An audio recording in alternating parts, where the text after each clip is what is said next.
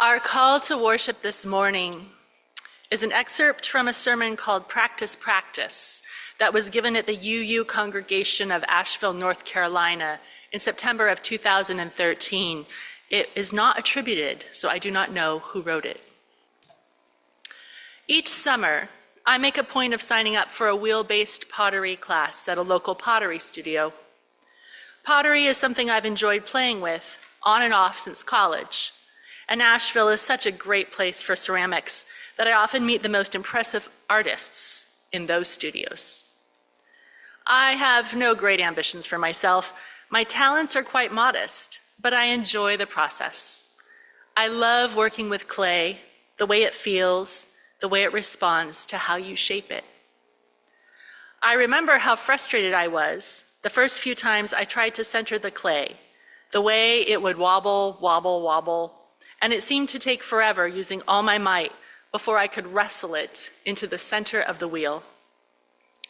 These days, centering is no big deal, even 5 or 6 pounds of clay for some larger bowls that I've made. It's not that I'm any stronger, it's that I just have a better sense of what I'm doing. I don't fight the clay, I work with it. I've learned where, when, and how to apply pressure to get the result I want. And that just comes with practice. Practice gives me more than just facility.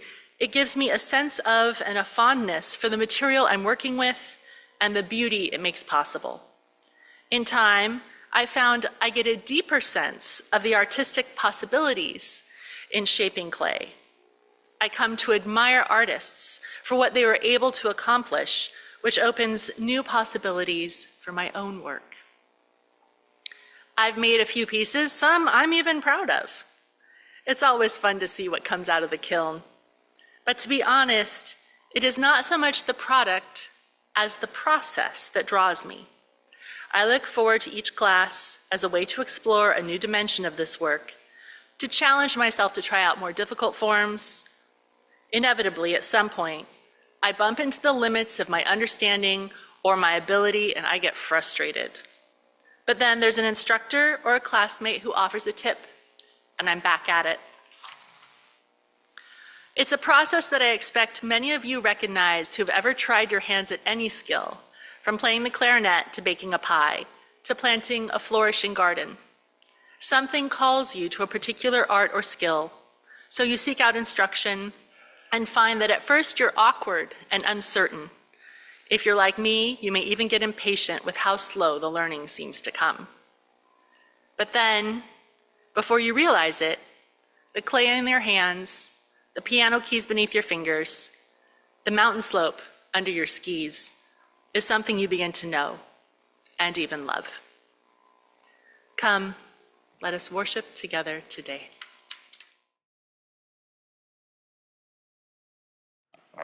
In March, we had a special service in honor of the launching of our 40th year.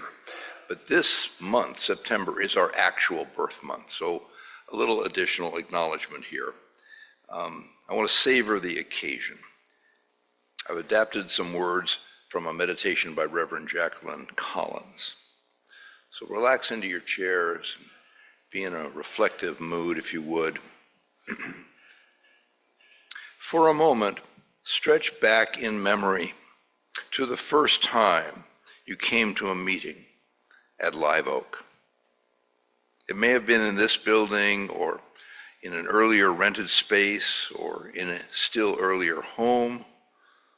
What was happening then for you?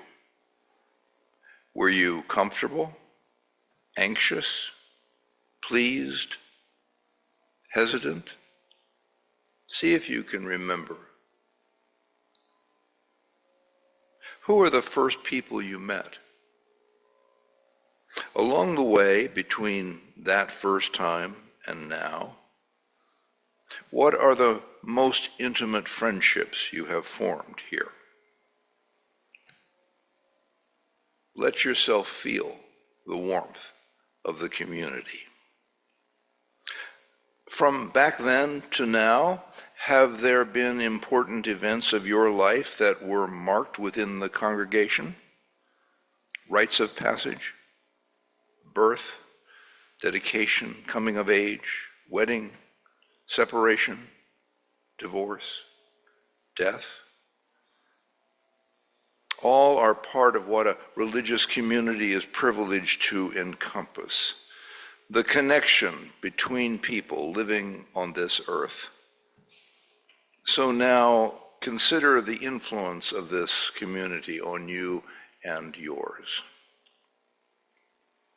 Today, we have come together yet again to expand our hopes, deepen our vision, and stretch forth our hands, knowing not what we shall touch, but wanting to link our lives with other lives. We have come to give and to receive.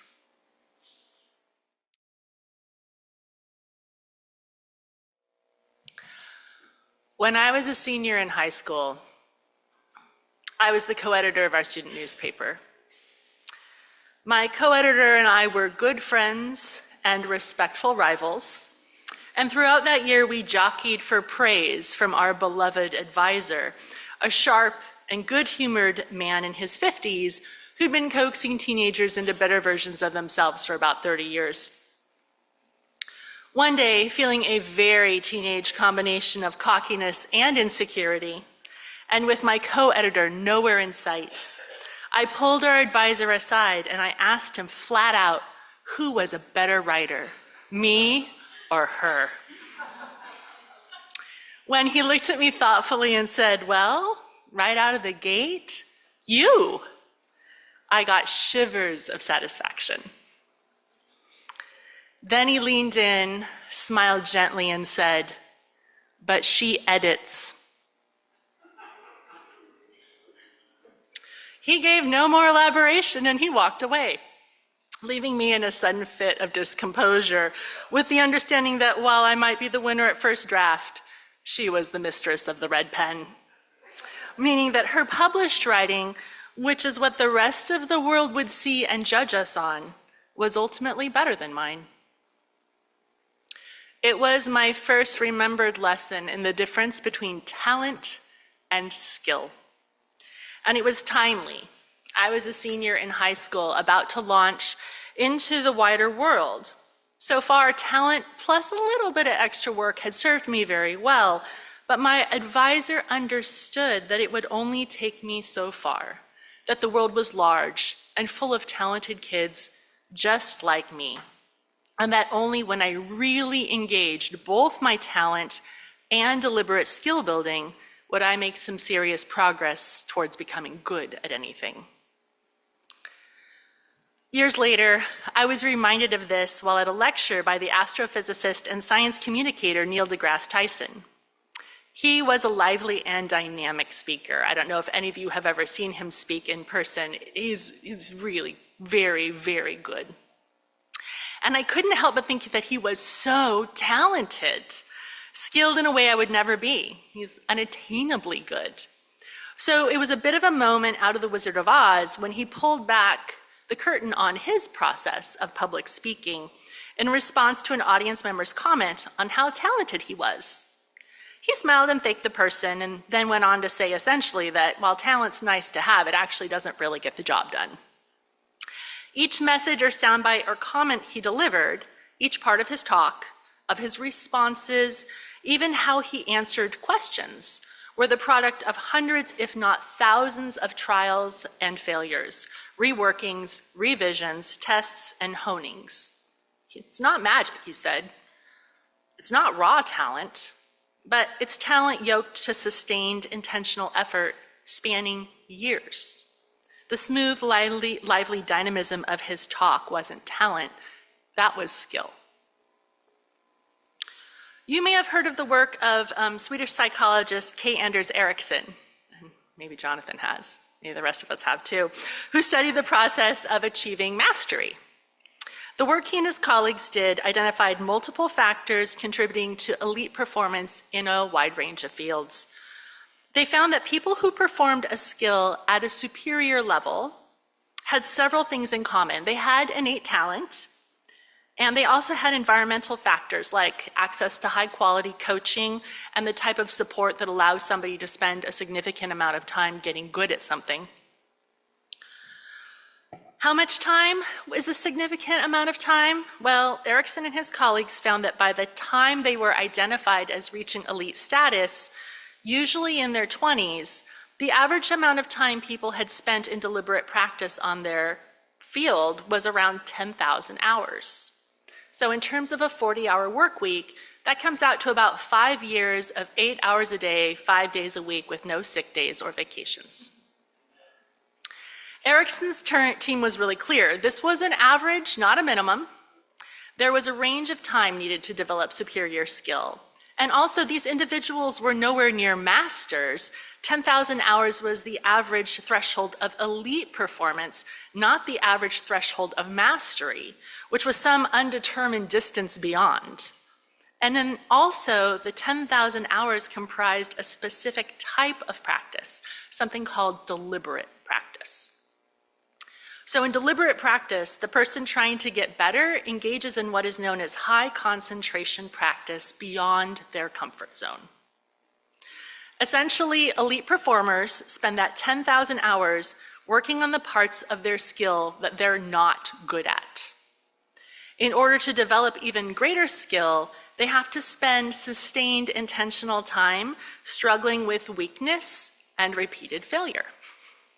It takes bravery to face the unknown territory of our own experience. Put in the words of the Stoic philosopher Epictetus, if you want to improve, be content to be thought foolish and stupid. Elite performance is also a group project. It requires practical and emotional support from others, coaching, money, rides to the pool or the gym, a congregation willing to let someone practice their public speaking with them on a Sunday. If a person's lucky, they'll get to try a range of activities in a supportive environment and then receive enough encouragement to work on a skill of their choosing. While Erickson's work focused on young people, the process of discovering talent and developing skill can happen at any age. So I began to see a lot of examples of deliberate practice that led to elite performance.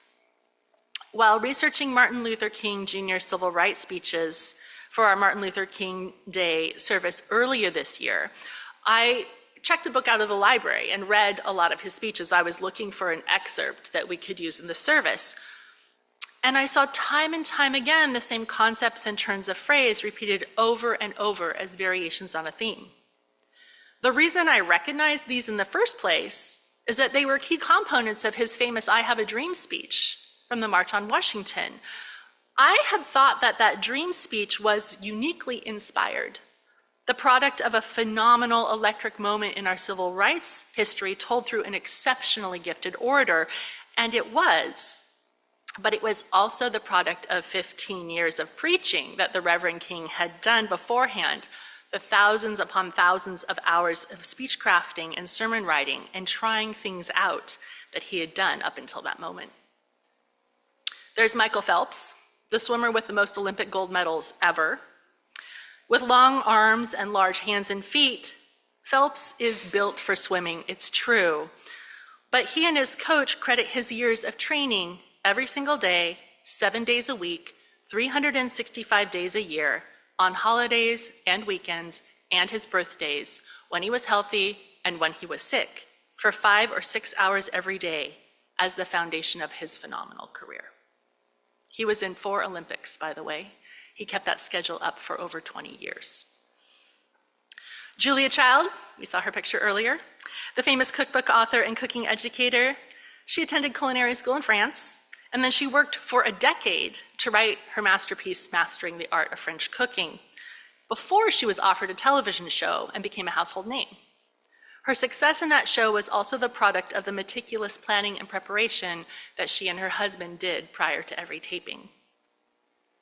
The author, Stephen King, has written 70 novels and 200 short stories. He writes for 4 hours a day, every day, 1,000 words, and has been doing so for 58 years. Tina Fey, famous comedian that some of you may remember from her masterful impersonation of Sarah Palin, spent 16 years honing her craft until making it big as a writer on Saturday Night Live. And the artist, Frida Kahlo, who we got to hear about earlier this year, painted every day for around 10 years before she became well known. These stories of intense focused practice are summed up by the possibly apocryphal story told about the world-class violinist Itzhak Perlman, who practiced for 9 hours a day. He's still in concert and he still plays 9 hours a day every day. A concert attendee gushed to him, "You know, Mr. Perlman, I would give my whole life to be able to play the violin like you did tonight." Perlman smiled and said, "I have." I have found inspiration, strength, beauty, and joy in watching those who are masters of their craft do their work. Watching someone excel is deeply pleasurable. But I have been tempted to leave it there, to see that moment of transcendence as something that I can see and appreciate in others, and that I can understand as the marriage of inclination and talent and tremendous sustained effort over time, but not necessarily something that I myself am capable of or could be reasonably expected to do. The "that's amazing, but you could never do that" chorus sings in my head on a regular basis. And it's right in its own way. I am not going to swim like Michael Phelps, explain astrophysics like Dr. Tyson, paint like Frida Kahlo, cook like Julia Child, write horror like Stephen King, or preach like the Reverend Dr. King. But that chorus is also wrong in a very fundamental way. The reason I'm not going to achieve transcendence in those particular skill sets is because I'm not inclined to those particular fields. This doesn't mean that I'm not able to develop real skill in a different area. Becoming truly good at something requires finding out what intrigues you, and then paying attention to it in a detailed and sustained way, exploring it from different angles. It's a form of worship, of paying attention to this thing that matters to you. With the paying of attention comes the development of a more nuanced appreciation, a better understanding of how it intersects with the rest of the world. The practitioner is changed by this process regardless of how much time is spent on it. And it's not just work, this deep, meaningful engagement with a particular skill. It also unlocks a font of joy that you can access anytime you choose to engage with that particular part of your life. It's the joy of learning how to be better at something. There's a bone-deep pleasure that comes from doing something well, from using the skills that you've developed in a new situation or to tackle a new challenge. It doesn't require that the circumstances of doing the thing have to be particularly happy either. I once heard a fire chief explain that he and his crew found tremendous satisfaction in, as he put it, putting the wet stuff on the hot stuff. They didn't love the suffering that fire brought to their community, but they did love using their skills to put it out. I want to acknowledge here that not everyone has equal access to the resources required to achieve elite performance in a field.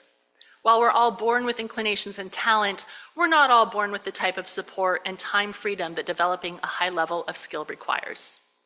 After all, someone has to do our laundry, feed our cats, pay our bills, and care for our families. And for so many of us, that someone is us.